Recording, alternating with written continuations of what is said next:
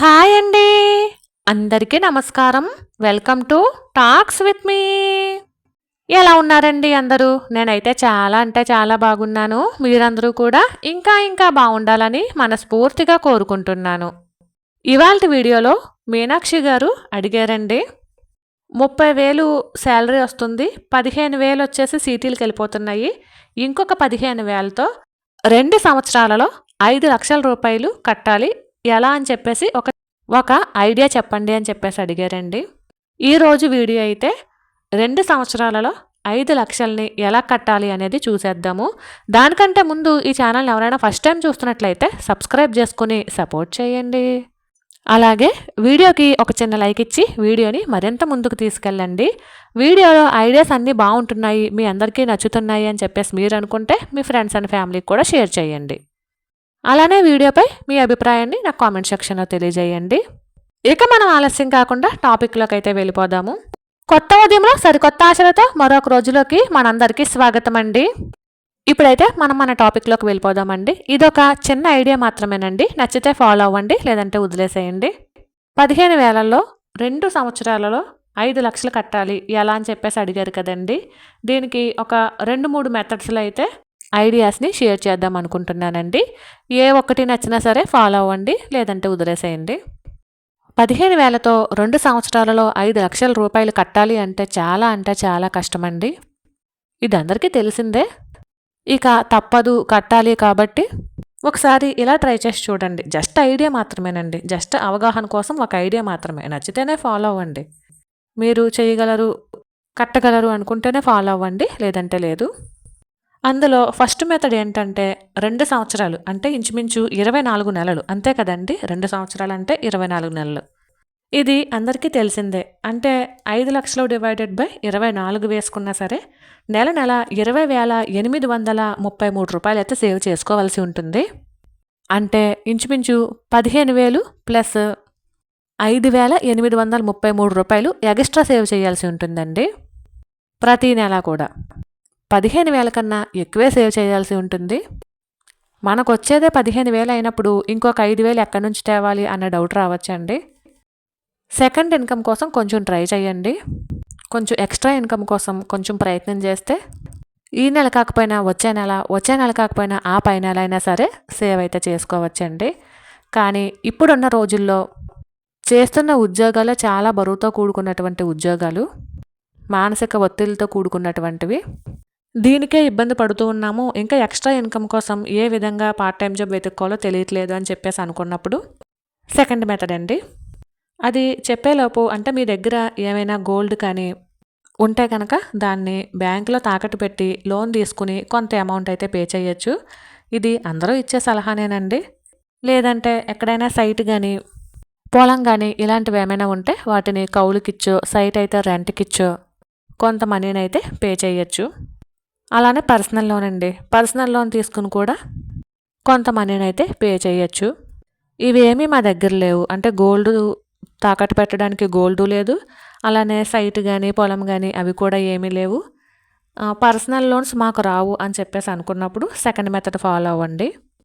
దీనికి కొంచెం నాలెడ్జ్ ఉండాలి. ఇప్పుడు మనం ప్రతి నెల కూడా ఈ 15,000ని ఆర్డీ బ్యాంక్లో ఆర్డీ కట్టినా సరే, లేదంటే పోస్ట్ ఆఫీస్లో ప్రతి నెల కూడా 15,000 కట్టినా సరే తక్కువ వడ్డీనే వస్తుంది. అంటే తక్కువ ఇంట్రెస్టే వస్తుంది కదండి. 6-7% ఇంట్రెస్ట్ మాత్రమే వస్తుంది.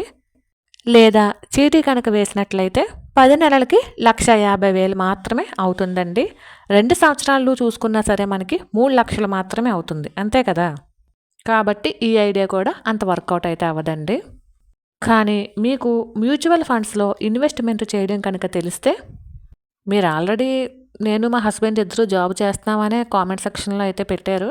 కాబట్టి మీకు మ్యూచువల్ ఫండ్స్లో పెట్టుబడి పెట్టడానికి కొంచెం అవకాశం ఉంది అని నేను అనుకుంటున్నాను. ఒకవేళ మీకు తెలియకపోయినట్లయితే తెలుసుకుని మరి మ్యూచువల్ ఫండ్స్లో అయితే పెట్టుబడి పెట్టచ్చండి.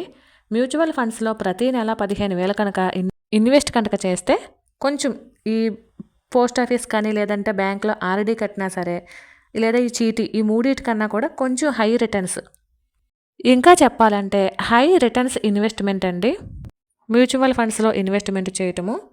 మీరు ఎస్ఐపి ద్వారా ప్రతి నెల 15,000 కనుక పే చేసినట్లయితే మ్యూచువల్ ఫండ్స్లో తక్కువలో తక్కువ 10 నుంచి 12% వడ్డీ అయితే ఉంటుంది.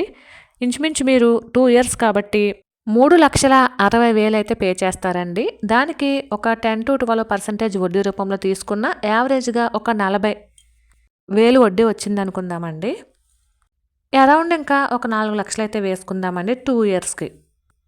ఈలోపు మీరు కొంచెం ఎక్స్ట్రా ఇన్కమ్ కోసం ట్రై చేశారనుకోండి, ఏ పార్ట్ టైం జాబో చేద్దాము అనుకుని ఎక్స్ట్రా ఇన్కమ్ కోసం ట్రై చేస్తే కనుక ఒక 50,000 కనుక ఈ 2 సంవత్సరాల్లో పోగేస్తే 4,50,000 అవుతుంది. లేదు ఎక్స్ట్రా ఇన్కమ్ లేదండి, ఎక్స్ట్రా ఇన్కమ్ కోసం ట్రై చేసిన లేదా పార్ట్ టైం జాబ్ కోసం ట్రై చేసిన కనీసం 5,000, 6,000 మనీ కోసమైనా సరే పార్ట్ టైం జాబ్ చేద్దాము అనుకున్నప్పుడు అవకాశం కుదరలేదు అనుకుందాము. ఒకవేళ కుదిరినట్టయితే మనము ఎలాగో 4 లక్షల రూపాయలు మ్యూచువల్ ఫండ్స్లో సేవ్ చేసామండి, ఇంకొక ₹1,00,000 కాబట్టి ఒకవేళ ఇన్కమ్ అంటే ఎక్స్ట్రా ఇన్కమ్ కానీ పార్ట్ టైం జాబ్ దొరికి ఒక 5,000, 6,000 ఎక్స్ట్రా నెలకి సంపాదిస్తున్నట్లయితే వాటిని కూడా మీరు పెట్టుబడి కింద మ్యూచువల్ ఫండ్స్లో పెడితే ఈజీగా 5 లక్షలు అయితే 2 ఇయర్స్లో కట్టేయచ్చండి. ఒకవేళ అది కూడా కుదరలేదు అని చెప్పేసి అనుకున్నప్పుడు మీరు ఇక్కడ 2 ఇయర్స్కి 4 లక్షలు వచ్చాయండి, ఇంకొక ₹1,00,000 కావాల్సి ఉంటుంది. ఎక్స్ట్రా ఇన్కమ్ ఏమీ లేదు అనుకుందామండి. అప్పుడు మరి ఈ ₹1,00,000 కోసం పోగు చేసుకోవాలి కదండి మనీ. ఇప్పుడు ఎలాగో మీరు జాబ్ చేస్తున్నారు కాబట్టి బోనస్ వస్తుంది కదండి ప్రతి సంవత్సరము. ఇప్పుడు మీరు వైఫ్ అండ్ హస్బెండ్ ఇద్దరు కూడా జాబ్ చేస్తున్నారు అన్నారు, ఇద్దరికి బోనస్ వస్తుంది. లేదంటే ఏవైనా చిన్న చిన్న స్మాల్ లోన్స్ తీసుకోవచ్చు. లేదంటే ఈ 2 ఇయర్స్లో పండక్కి పబ్బాలకి మన పెద్దవాళ్ళు మనకి అమౌంట్ ఇస్తూ ఉంటారు కదా, బట్టలు కొనుక్కోమను. అలా పండక్కి ఇచ్చిన డబ్బులు అట్టే పక్కన పెట్టుకుని కొంచెం ఖర్చులను తగ్గించుకోవాలండి. ఈ రోజుల్లో ఖర్చులను తగ్గించుకోవడం కష్టమే, కానీ ట్రై చేయొచ్చు. మనకి ఈ విధంగా ఎక్స్ట్రా ఇన్కమ్ కానీ బోనస్ కానీ లేదంటే ఏమైనా చిన్న చిన్న లోన్స్ తీసుకుని కానీ మనమైతే ఈ 5 లక్షల్ని 2 సంవత్సరాల్లో కట్టేయచ్చండి. ఒకవేళ చిన్న లోన్ తీసుకున్నట్టయితే ₹1,00,000 మనం తర్వాత అయినా కూడా కట్టుకోవచ్చు. లేదు గోల్డ్ ఉంది, ఒక ₹1,00,000 మనకి బ్యాంకులో తాకట్టు పెడితే వస్తుంది అనుకున్నప్పుడు అలా గోల్డ్ అయినా సరే తాకట్టు పెట్టి ఈ ₹1,00,000 కలిపి 5 లక్షలు కట్టేయచ్చండి. లేదు అంటే మీరు ఎవరికైతే 5 లక్షలు కట్టాలో వాళ్ళని కొంచెం ఈ 4 లక్షలు కట్టేసేసి కొంచెం టైం అడగండి ఒక ₹1,00,000 కోసము.